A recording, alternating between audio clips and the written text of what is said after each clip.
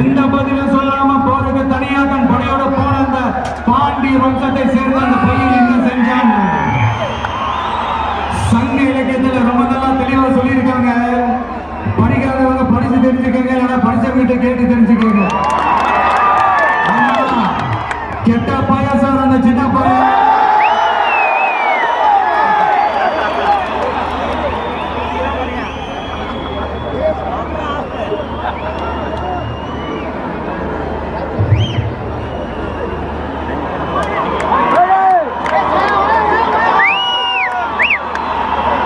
இதுவரைக்கும் கொள்கை கோட்பாட்டு அரசியல் புதுசா ஒரு விஜயம் பார்த்திருப்பீங்க நினைக்கிறேன்.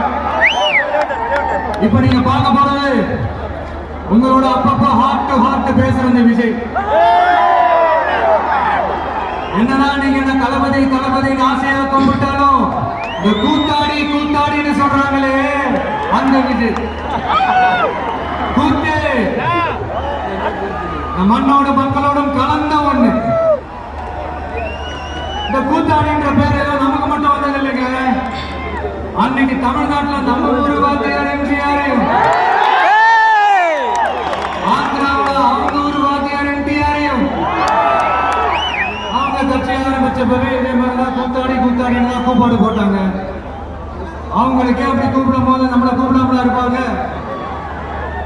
ஆனா அந்த ரெண்டு கூத்தாடி தாங்க அந்த ரெண்டு மாநிலத்தோட ஆக பெரும் தலைவர்களாகி இன்னைக்கும் மக்கள் மனசுல ஒரு நீங்க ஒரு சினிமானா வெறும் டான்ஸ் பாட்டு ஃபைட் காமெடி என்டர்டெயின்மெண்ட் மட்டும்தானா? தமிழரோட கலை இலக்கியம் வாழ்வியல் பண்பாடு தாங்க சினிமா.